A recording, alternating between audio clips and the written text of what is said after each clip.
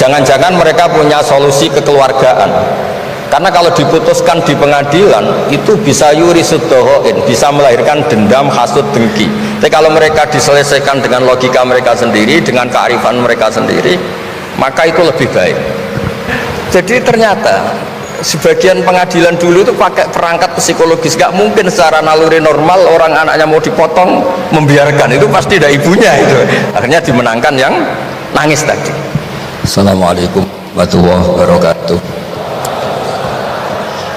Alhamdulillahirabbil alamin wassalatu wassalamu ala asyrofil mursalin sayyidina maulana Muhammadin wa ala alihi wa sahbihi asma'in amma ba'du. Yang sangat saya hormati wonten Abi Profesor Quraish Shihab, wonten Bu Aufa, Profesor Aufa, wonten semua orang-orang UGM, semua yang saya hormati, termasuk niki moderator nih Pak Munjid. Saya seperti yang dikatakan Bu Aufa, saya ini termasuk kiai yang nggak suka kalau ngisi acara dikasih judul, karena itu teror. Teror juga mendikte. Saya berkali-kali bilang itu ibarat saya ini dokter jantung, ngerti pasien saya itu bahaya karena punya penyakit jantung, tapi pasiennya tanya cara ngobati jerawat. Jadi yang masalah serius yang saya tahu saya dokternya, tapi pasiennya yang nunjuk, Gus ini saya punya penyakit kulit tolong obati, padahal saya tahu penyakit beratnya itu apa? Jantung. Tapi karena ini acara memang harus ada judul, saya terima judul ini, meskipun tadi Pak Munjid bilang ada judul itu berarti ada masalah dalam ukhuwah, kata beliau. Saya tadi karena sudah dipuji ahli Quran, sebelumnya terima kasih, tadi saya sepakat sama Pak Quraish, terima kasih pada UGM karena sudah memberi gelar Pak Quraish Kiai Haji, biasanya hanya Profesor Doktor, ini nggak ada Kiai Haji, ini spesial. Ini penganugerahan Kiai Haji dari UGM, itu keren betul. Ini Mbak Naswa harus mencatat itu penghormatan, ini yang ngasih gelar Kiai Haji itu UGM. Jadi karena nggak punya alumni yang jadi kiai, yang ngasih gelar orang lain gitu kira-kira. Begini masalah solusi ya. Saya punya sekian cerita, tadi sudah dipuji ahli Quran, saya cerita yang Quran saja. Tidak semua masalah itu penyelesaiannya harus dimarahin atau ditegur atau lewat proses hukum formal atau hukum positif atau pengadilan. Tadi di hotel saya sowan beliau sudah cerita tentang materi yang saya utarakan. Begini ada sekian contoh, dan itu awal dari nggak ada kekerasan, tetap menjaga ukhuwah, karena modelnya penyelesaian yang tidak menyinggung, tidak mengadili, tidak mendiskreditkan, tidak memojokkan. Saya punya sekian cerita dan ini boleh dikulak Pak Munjid untuk ngiai di UGM, saya sahkan tanpa hak royalti. Saya itu sering Prof, kiai-kiai yang jadi mubalak sering terima kasih sampai Gus, alhamdulillah kulaannya bisa saya jual katanya. Karena saya ini sudah kiai resi, gak mau kemana-mana, tapi yang kulaan banyak di retailkan. Terus terima kasihnya sama saya, dan karena saya ikhlas ya ada dapat royalti. Tapi sudah lah, royaltinya surga. Saya cerita yang rileks. Khalilur Rahman Ibrahim itu pernah ingin, karena penat ya, mikir umat itu penat, capek, ingin masalahnya selesai dan nggak mungkin selesai, sehingga beliau minta umur panjang supaya punya waktu panjang untuk menyelesaikan problem umat. Sama Allah nggak dijawab. Ada orang tua yang sudah renta tua sekali, karena Nabi Ibrahim itu adalah terkenal dermawan, dipanggil terus dikasih kurma. Dikasih kurma itu makan itu meler lagi, makan meler lagi. Terus Nabi Ibrahim masuk kamar, ya Allah saya batalkan doa minta umur sampai tua. Ternyata engkau jawab, kalau terlalu tua kayak itu. Terus kedua Nabi Daud, ini cerita dulu ya, jangan ditiru, saya ulang lagi cerita dulu, jangan ditiru. Nabi Daud itu terkenalnya ini, itu punya istri itu 99, ini cerita dulu, kalau sekarang maksimal 4, itu saja kalau berani. Kata orang Madura itu kalau ingin punya istri 2, 4 itu 1 tambah 1 sama dengan 0 Gus, karena semuanya lari. Tapi ketika melihat satu perempuan yang cantik itu beliau ingin sekali. Ketika penasihatnya bilang engkau sudah punya 99, tapi tidak ada yang kayak itu.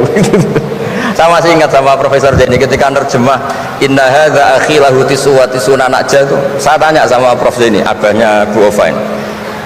Pak Zaini, kenapa masih ingin yang satu lagi padahal sudah punya 99? Kata Nabi Daud, tidak ada yang kayak itu. Terus saya guyon sama beliau, berani berargumentasi ini depan Bu Latifah, ya jangan, ini kata Nabi Daud, tidak kata saya. Singkat cerita, terus Allah ternyata nggak negur Nabi Daud dengan apalagi mempermalukan, negur depan umum atau di medsos atau yang mempermalukan. Allah bikin drama, yaitu ngutus 2 malaikat. Nabi Daud pas itu raja, 2 malaikat datang tergopoh-gopoh menunjukkan kalau sedang ada masalah yang serius, yang sekrusial. Nabi Daud sampai kaget, fafazi aminhum, kaget betul Nabi Daud. Tahu-tahu ada orang di depannya terus tanya, kenapa kamu tergopoh-gopoh? Saya ini punya masalah berat ya Nabi Allah Daud. Apa masalah kamu? Ini saudara saya sudah punya kambing 99, minta saya yang punya kambing hanya 1. Gimana cara jenengan? Oh, kamu udah adil, kamu rakus, dimaki-maki yang punya 99. Sudah, ini keputusan final, sudah pulang. Bareng setelah pulang, loh itu gue banget kata Nabi Daud. Enggak ditegur, Allah pakai drama. Jadi masalah sekarang adalah amar ma'ruf nahi mungkar sudah kehilangan seni bikin yang tanpa masalah, yang tidak menimbulkan masalah baru gitu. Jadi intinya itu ada penyelesaian masalah yang tidak harus seperti itu gitu, pakai drama, pakai apalah yang. Terus cerita ketiga, banyak peristiwa-peristiwa sosial, saya ulang lagi, peristiwa-peristiwa sosial yang penyelesaiannya itu juga agak lewat pengadilan. Ada ayat wa Daud wa Sulaiman idh yahkumani fil harthi idh nafashat fihi wa namul qaum. Itu yang diceritakan di beberapa tafsir. Ada cerita unik begini, ada 2 perempuan kakak beradik, sama-sama punya anak, kebetulan sama-sama ganteng. Karena masih kecil itu kan mirip, saya ulang lagi, karena masih kecil itu mirip, karena sama-sama Arab, tidak Arab sama Kebumen. Kalau sama Kebumen kan hidungnya beda, sama-sama Arab, bukan sama-sama Arab, sama-sama ganteng. Singkat cerita, yang satu ini dimakan serigala, anaknya yang satu dimakan serigala. Kemudian semuanya mengklaim yang dimakan tuh anak kamu, bukan anak saya, sehingga anak satu ini milik saya. Yang satu bilang, ini anak saya yang selamat, yang anak kamu dimakan serigala. Nabi Daud ketika ada pengadilan seperti itu menghukumi yang argumentasinya meyakinkan. Sudah, ini milik kamu karena kamu lebih berargumentasi. Setelah keluar, kata Nabi Sulaiman pas itu masih kecil, kalau hakimnya saya, keputusannya tidak seperti itu. Karena Nabi Dawud itu demokratis, saya pokoknya tidak akan keluar dari jalur Quran sebagai pemenuhan, karena saya Profesor Quraisy, Profesor Zaini itu orang yang sangat menekuni Quran. Terus kata Nabi Dawud, Sulaiman sini, sudah kamu saja yang mengadili. Ternyata apa Nabi Sulaiman itu? Ngambil pisau. Mana anak yang selamat? Ini, udah kita bagi 2 saja supaya agak konflik gitu. Terus ada yang nangis histeris, nangis, yang satu tenang saja. Terus sama Nabi Sulaiman, anaknya dikasihkan yang nangis. Ini ibu beneran ini, berarti ini ibunya beneran ini, anaknya mau dipotong nangis, kamu mesti enggak, masa anaknya mau dipotong diam aja. jadi ternyata sebagian pengadilan dulu itu pakai perangkat psikologis, gak mungkin secara naluri normal orang anaknya mau dipotong membiarkan, itu pasti dari ibunya itu. Akhirnya dimenangkan yang nangis tadi. Jadi banyak cerita di literatur saya itu tidak semua masalah atau kemungkaran atau maksiat atau apa itu diselesaikan pakai cara-cara mempermalukan di depan umum atau pidato berapi-api yang mojokkan sana sini. Cerita saya yang terakhir adalah tentang Rasulullah Muhammad SAW. Itu ada orang yang jenisnya hipersek atau hiper lah. Itu dia mau masuk Islam tuh problemnya karena dilarang zina, dilarang seks bebas, gaduh di masjid itu. Nabi memang kalau nemuin tamu di masjid karena itu wilayah publik. Nabi tanya, loh kenapa gaduh? Itu ada pemuda yang ingin masuk Islam tapi yasta'dzinu fi zina, dia minta izin supaya tetap boleh zina. Nah, kenapa gaduh? Semua sahabat melarang karena itu nggak mungkin itu. Makanya nggak boleh ketemu jenengan itu. Kata Nabi, tidak apa-apa, suruh ketemu saya. setelah ketemu Rasulullah di depan beliau, apa betul kamu pemuda yang ingin masuk Islam tapi minta izin tetap boleh zina? Iya ya Rasulullah. Apa jawabannya Nabi itu unik. Atuhibbuhu li ummik, pertama, kamu suka kalau ibu kamu profesinya seperti itu kemudian dinikmati hidung-hidung belang? Enggak Nabi, kalau ada orang gitu sama ibu saya tak pukul ya.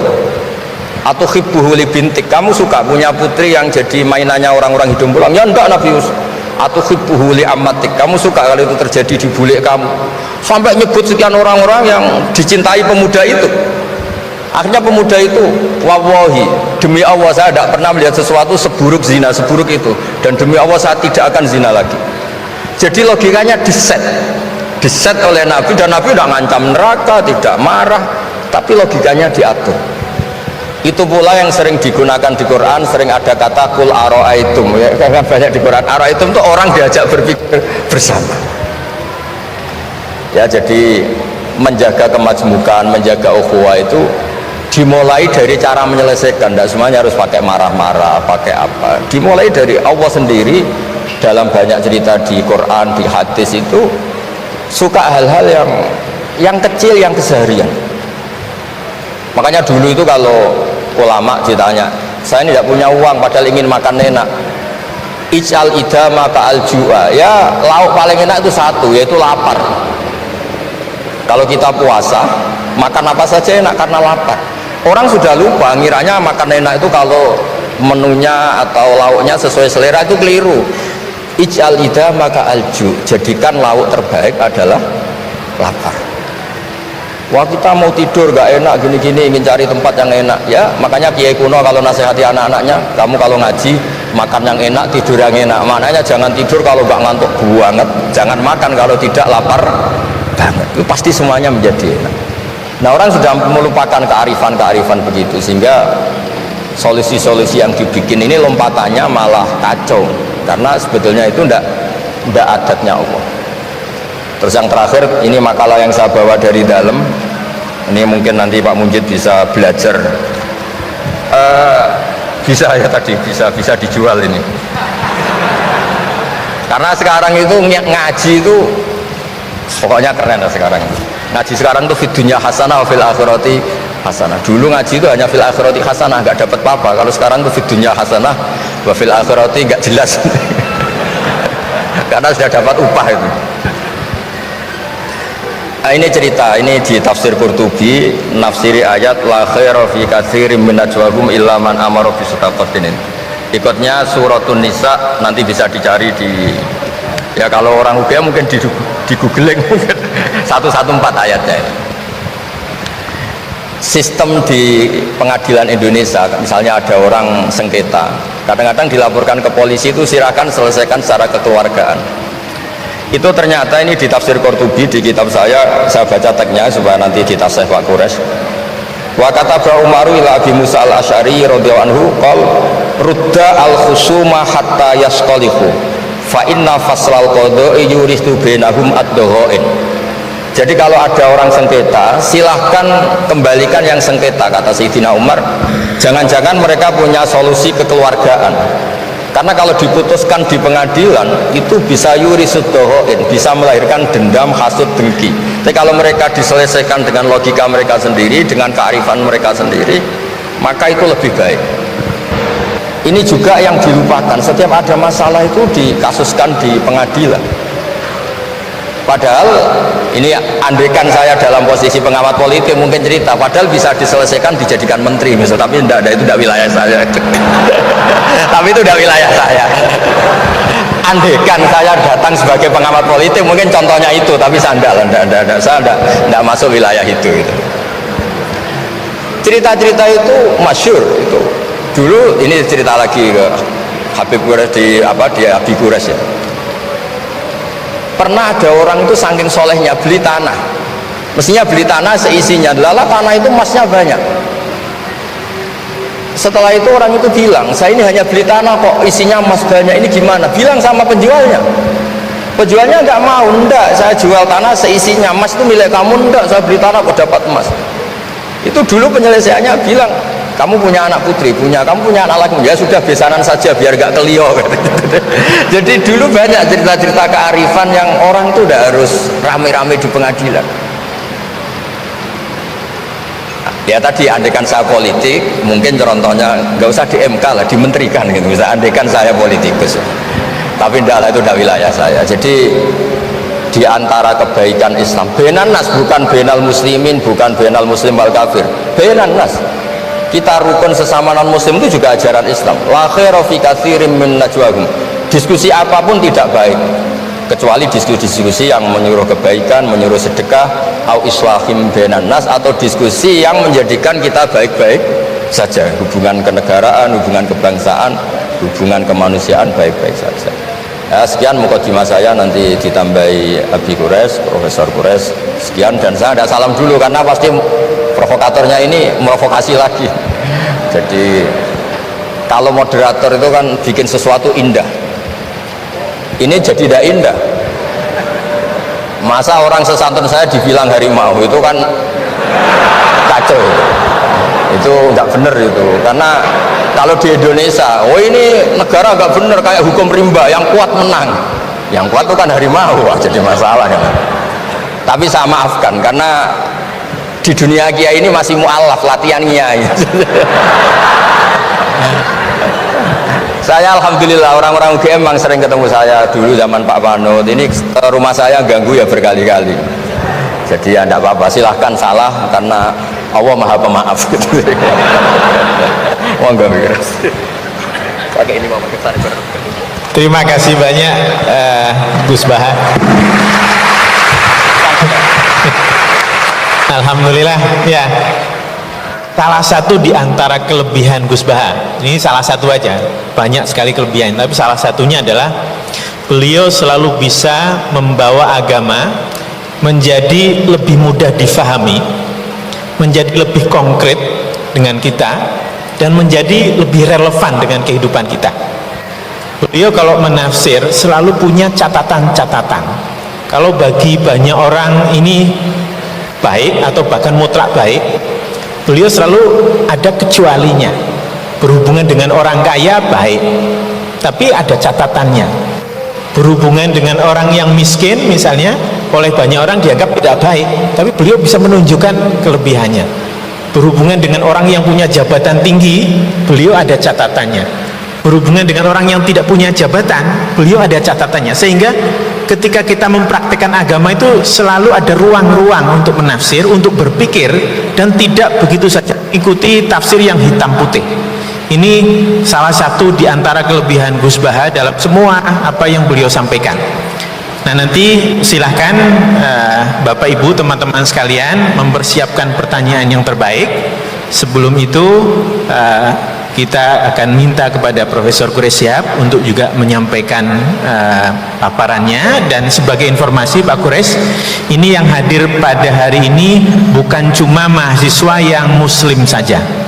Jadi beberapa mahasiswa yang non muslim pun ikut hadir, ikut mendengarkan Pak Qures dan Gus Baha.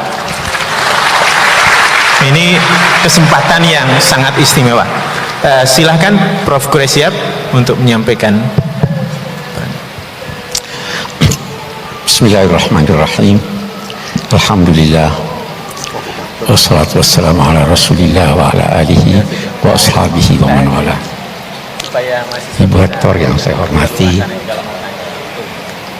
saudara moderator, Pak Gus Baha, hadirin sekalian, assalamualaikum warahmatullahi wabarakatuh.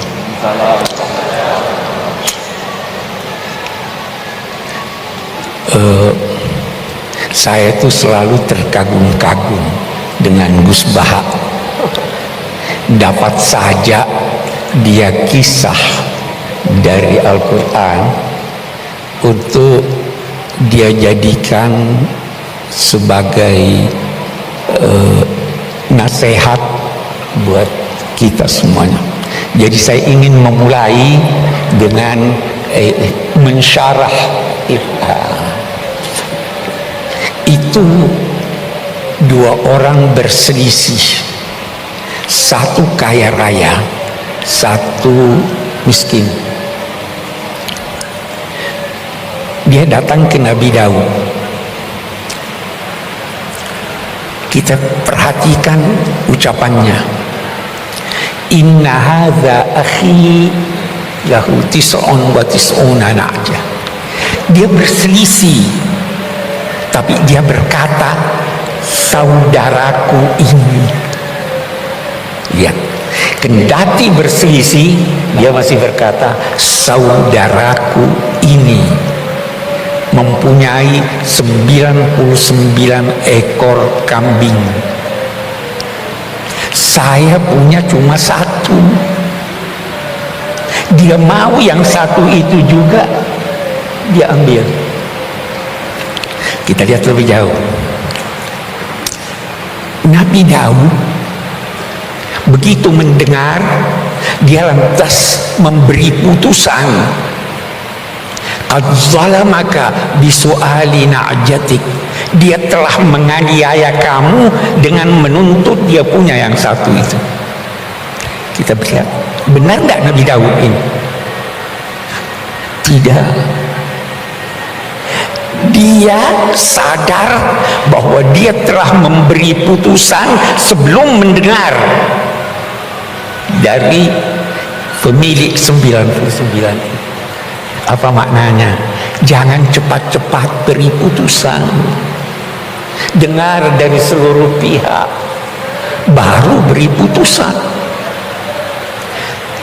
Yang saya ingin katakan,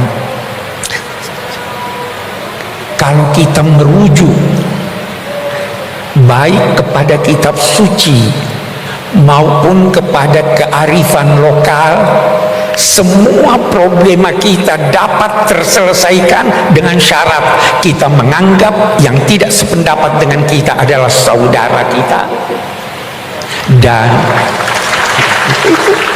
ya kan, dan berusaha mencari solusinya dari tuntunan Tuhan dan kearifan lokal kita. Dan itu sangat banyak. Ini saya kira satu yang saya ingin menjadi mukaddimah dari apapun namanya, untuk kita menghadapi ini, merawat ukhuwah.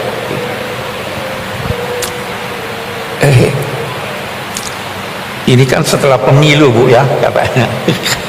Saya terkesan begitu. Saya ingin berkata demikian lagi. Ada satu kearifan yang dikemukakan oleh kitab suci yang mungkin juga kita semua perlu sadari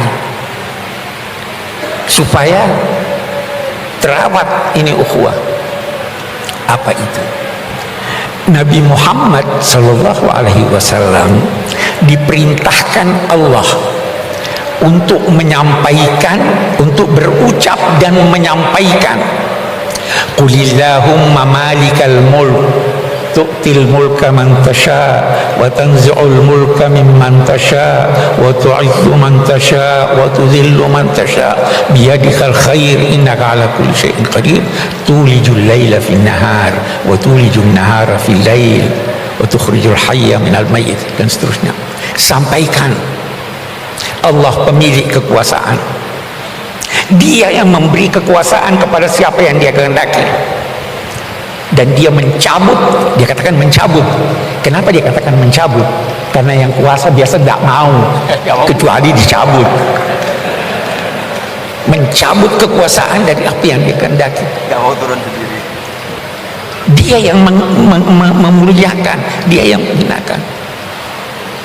Tetapi ingat, di dalam genggaman Tuhan kebajikan itu, apa maknanya? Ikuti tuntunannya, pada akhirnya kamu mendapat kebajikan. Baru dia lanjutkan, sampaikan juga, wahai Tuhan, Engkau memasukkan malam di dalam siang, memasukkan siang juga di dalam malam. Engkau menghidupkan, mengeluarkan yang hidup dari yang mati, dan mengeluarkan yang mati dari yang hidup. Apa maknanya ini? Kata sementara pakar, inilah isyarat tentang teori dialektika. Jangan pernah menduga bahwa sesuatu yang sudah tidak ada harapan tidak mungkin muncul lagi, karena Tuhan menghidupkan dari yang mati. Ikuti saja tuntunan Allah. Nah, apa tuntunan Allah? Ini tadi sebagian yang dikemukakan. Usahakan islah, usahakan perdamaian, usahakan merawat persaudaraan. Oke. Kemudian Nabi bersabda, sebagaimana keadaan kamu, begitulah ditetapkan penguasa kamu. Kama takununa yuwalla alaikum. Apapun, siapapun yang berkuasa, kekuasaannya bersumber dari Tuhan. Walaupun yang berkuasa itu menentang Tuhan. Itu Namrud, musuhnya Nabi Ibrahim, itu diberi kekuasaan oleh Tuhan. Tetapi ingat, dia yang memuliakan dan dia juga yang menghinakan, dia yang mencabut. Karena itu saya ingin berkata begini, apapun hasil akhir pemilu kita, apapun hasil akhirnya, apakah calon Anda yang menang atau dia yang kalah, ketahuilah bahwa itulah cermin dari masyarakat kita. Sebagaimana keadaan kamu, kalau Anda anggap baik, maka itulah cermin kebaikan. Tapi kalau Anda anggap buruk, itulah cermin masyarakat kita. Kalau itu cermin masyarakat kita, maka terimalah dengan legowo, tetapi usahakan untuk memperbaiki. Jangan sampai ukhuwah ini, karena ini modal kita nih, ukhuwah ini modal kita. Nah, yakinlah bahwa di tangan Tuhan kebajikan itu. Yakinlah. Nah, satu hal lagi, kalau Anda tidak berhasil, Tuhan yang akan menetapkan buat Anda bantuannya. Yakin itu ada di Al-Quran. Itu dikatakan begini, wa in kadu la yastafizunaka liyukhrijuka minal ard idzan la yalbasuna. Mereka itu hampir saja menjadikan engkau gelisah, masyarakatmu gelisah dalam ketakutan. Kalau itu terjadi, yakinlah rezimnya pasti runtuh. Itu hukum kemasyarakatan. Jadi kembali pada tuntunan agama, apapun hasilnya kita terima sambil berusaha untuk memperbaiki, sambil menjaga ukhuwah ini, karena inilah modal kita. Kita tidak ingin ada dari luar. Mari kita selesaikan persoalan kita di dalam. Itu saya kira itu yang pertama. Nah, sekarang saya ingin berbicara sedikit tentang apa sih ukhuwah itu. Apa itu ukhuwah? Ukhuwah itu dari segi bahasa berarti persamaan. Kita semua sama. Apapun persamaan antara sesuatu dengan sesuatu yang lain, maka itu saudaranya. Semakin banyak persamaan, semakin kukuh persaudaraan. Saudara itu dari bahasa Sanskerta, saudara atau saudara, katanya artinya serahim, sama rahimnya. Kita serahim. Nah, kemudian berkembang maknanya sebagaimana perkembangan bahasa. Jadi ada persamaan. Saya memperoleh kesan bahwa saudara itu adalah yang seudara dengan Anda. Saudara. Binatang itu saudara kita, sama-sama kita. wa ma min ta'irin yatiru bi janahihi illa umamun amsalukum. Tidak ada suatu burung yang terbang dengan kedua sayapnya di udara kecuali sama kamu. Itu saudara kita. Setan itu, orang yang boros itu saudaranya setan. Innal mubadzirina kanu ikhwana syayatin. Jadi siapapun yang seudara dengan Anda adalah saudara Anda. Saudara kita, binatang saudara kita, tumbuhan saudara kita, karena dia saudara. Bahkan dalam ajaran Al-Quran, batu pun bisa menjadi saudara kita. Gunung itu mencintai kita. Uhudun yuhibbuna. Dia juga dalam dua tanda petik hidup.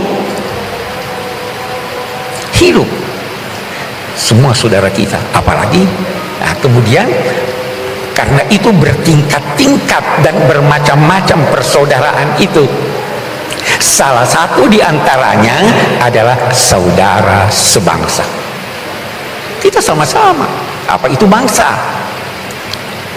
Beda-beda definisi para pakar tentang bangsa, tetapi yang jelas dengan bangsa, lahir bangsa dari adanya persamaan. Sama dengan saudara. Boleh jadi persamaan sejarah, persamaan budaya, persamaan cita-cita. Kita sebagai bangsa banyak sekali persamaan kita. Bahasa lebih penting, bahasa pikiran daripada bahasa lisan. Harus menyatu kita. Karena itu dalam konteks persaudaraan sebangsa, kita harus mencari titik temu. Tanpa titik temu, kita tidak bisa mewujudkan persaudaraan sebangsa. Saya teringat Sayyidina Ali pernah berkata begini,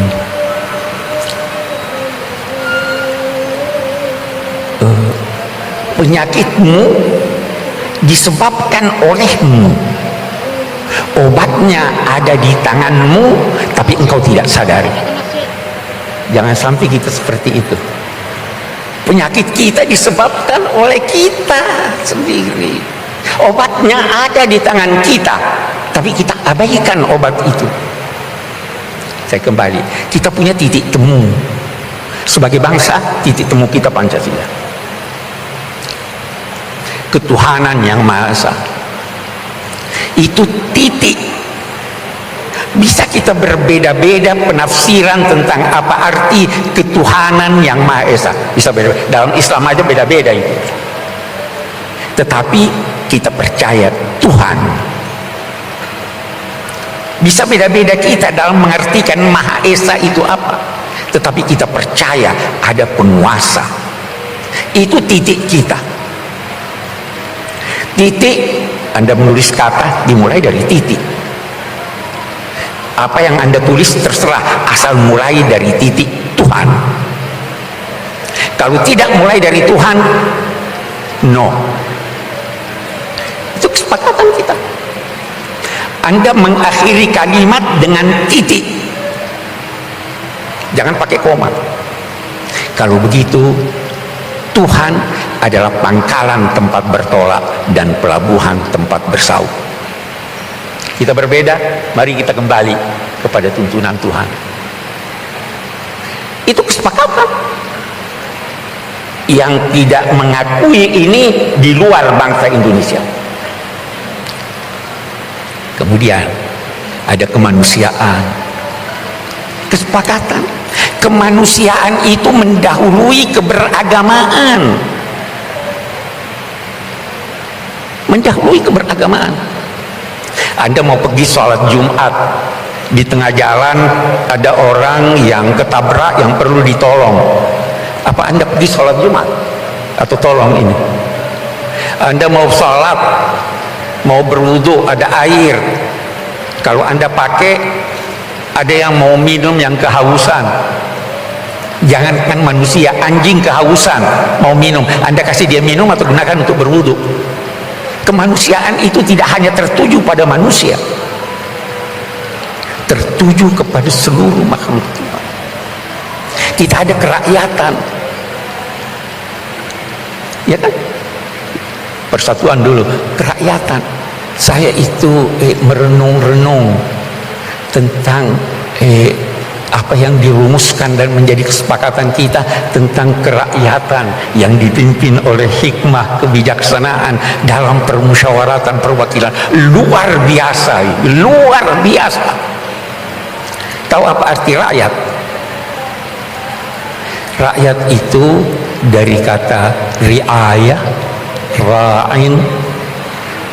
Pengembala itu dinamai ra'i, yang memelihara, memberi makan, melindungi. Rakyat itu harus dipelihara, dilindungi, dijaga. Itu kerakyatan. Dipimpin hikmah. Tahu apa itu hikmah? Hikmah itu terambil dari akar kata yang berarti kendali. Hikmah itu sinonim dengan siasat. Siasat itu terambil dari kata ya susu sais. Dalam bahasa Indonesia ada sais. Delman, pengemudi. Yang bersiasat harus menjadi seperti pengemudi. Apa syaratnya? Dia harus kenal fungsi-fungsi dari kendaraan yang dia akan gunakan. Dia harus tahu ini rem, ini apa namanya, dan sebagainya, ini mesin. Kalau dia tidak tahu, tidak boleh dong mengemudi. Ada lagi, bukan cuma tahu, punya pengalaman dalam hal itu. Anak kecil, anak saya tahu itu, ini rem, ini klakson, ini. Tapi dia tidak tahu menggunakannya, tidak boleh mengemudi. Ada lagi, ada. Dia harus tahu jalan, dia harus tahu arah. Kalau dia tidak tahu arah, kemana kita mau pergi? Jangan bersiasat. Itu bukan hikmah. Ada lagi, ada. Mengemudi itu ada seninya. Bukan asal, ya ada seninya. Ada lagi, satu lagi, dan ini yang hilang dari kita. Apa itu? Akhlak. Mengemudi itu perlu akhlak. Jangan bunyikan klakson malam-malam. Jangan menyalip dari sebelah kiri. Ada akhlaknya. Nah, kerakyatan yang dipimpin oleh hikmah, oleh siasat yang syaratnya seperti ini, baru dalam permusyawaratan. Musyawarah itu apa? Musyawarah itu pada mulanya berarti mengambil madu dari sarangnya. Siapapun yang menemukan madu itu milik bersama. Karena itu Nabi bersabda, orang beriman itu seperti lebah. Bagaimana lebah? Dia selalu berada di tempat yang bersih. Kalau dia hinggap di dahan, dia tidak merusak. Ya, lebah begitu. Kalau dia menemukan kuntum bunga, dia tidak ambil sendiri, dia menari-nari panggil yang lain, mari bersama-sama mengambil. Dia tidak mengganggu yang tidak diganggunya. Tetapi kalau dia menyengat, sengatannya obat. Itulah musyawarah. Saya ingin kembali berkata bahwa sebenarnya problema kita, kalau kita punya problem, boleh jadi kita tidak tahu penyakit kita apa. Dan kalau kita tahu, kita lupa bahwa obatnya ada pada diri kita. Kembali deh ke Pancasila, laksanakan itu secara baik dan benar, problema kita akan terselesaikan. Oke, kita bisa panjang berdiskusi menyangkut ini. Terakhir yang saya ingin katakan, persaudaraan itu dimulai dari jangan. Merawat itu lebih penting dari mengobati. Kita mau rawat. Bagaimana merawat? Kalau dalam tuntunan agama, jangan. La yaskhar qaumun min qaum. Itu di surat Al-Hujurat kan? Jangan satu kaum menghina kaum yang lain. Jangan sekelompok perempuan menghina kelompok perempuan yang lain. Boleh jadi yang dihina, yang dilecehkan lebih baik dari dia. La yaqtab ba'dukum ba'dan. Jangan mengumpat. Semua jangan. Kalau Anda bisa menghindarkan apa yang tidak baik, itu terpelihara ukhuwah. Nanti baru kemudian itu baru memberi. Itu kan merawatnya begitu. Kita rawat itu. Tidak. Dan terakhir, bersaudara. Siapa sih, saya kembali, saudara itu siapa toh? Saudara itu, puncak persaudaraan itu adalah memandang orang lain adalah diri Anda. Memandang orang lain adalah diri Anda. Anda mau yang terbaik buat Anda? Mau. Kalau begitu, itu orang itu saudara saya, itu saya, beri dia yang terbaik. Itulah puncak persaudaraan. Karena itu kalau terjadi selisih, itu di Al-Quran dikatakan orang bertakwa al-kaziminal ghaiz, menahan amarah. Boleh jadi masih ada dendam di dalam tapi ditahan. Lebih tinggi apa? Wal afina anin nas, memaafkan. Bukankah dia juga manusia seperti Anda? Bukankah kalau Anda bersalah Anda mau dimaafkan? Mau lebih tinggi? Wallahu yuhibbul muhsinin, berbuat baik kepada orang yang bersalah. Itulah cara merawat ukhuwah. Tanpa itu terus ini begini, ini begitu. Dan pada akhirnya setelah kita berusaha, saya garis bawahi, berusaha sekuat kemampuan sambil memelihara modal utama ini, kalau Anda belum berhasil, yakinlah bahwa Tuhan akan turun tangan. Itu hukum kemasyarakatan yang dijelaskan oleh Al-Quran. Pasti. Karena apa? Setiap rezim ada ajalnya. Bukan cuma manusia yang punya ajal. Wali kulli ummatin ajal. Fa iza ja, dan seterusnya. Ada ajalnya. Kita berusaha sebaik mungkin, tetapi tidak keluar daripada pemeliharaan kita terhadap bangsa ini, persaudaraan ini. Jangan sampai ada kekacauan. Karena sekali lagi, al-imamul jair khairun final fitnah. Penguasa yang berlaku zalim itu lebih baik daripada chaos. Wafi ba'du syarri khiyar. Memang di dalam keburukan pun kita harus pandai-pandai memilih mana yang lebih sedikit keburukannya. Nah, sekali lagi terkesan saya terbawa sebenarnya oleh Gus Baha ini. Itu tuntunan agama. Dan itu yang harus kita pertahankan. Tetapi sekali lagi jangan salah paham bahwa kita berdiam diri. Kita berusaha sekuat tenaga, tapi sesuai dengan tuntunan kitab suci, sesuai dengan kearifan lokal, dan terus mempertahankan persatuan bangsa, kesatuan kita, serta persaudaraan kita sebagai sesama bangsa, sesama manusia, bahkan sesama makhluk Tuhan. Demikian. Assalamualaikum warahmatullahi wabarakatuh. Waalaikumsalam warahmatullahi wabarakatuh. Luar biasa, hari ini kita mendapatkan pencerahan dari dua tokoh yang sangat kita hormati, dan masing-masing beliau mendekati persoalan dari sudut pandang yang berbeda. Karena waktu kita terbatas, kita menampung 3 pertanyaan. Nah, mungkin karena kita ada 3 elemen, ya, 1 dari mahasiswa, karena sebagian besar mahasiswa, 1 mahasiswa yang laki-laki, 1 mahasiswa yang perempuan, 1 dari Bapak Ibu dosen. Assalamualaikum. Terima kasih Pak Mujid atas kesempatan yang diberikan. Matur Abi dan Gus Baha, perkenalkan saya Aida dari Fakultas Ilmu Sosial dan Ilmu Politik, jurusan Ilmu Hubungan Internasional.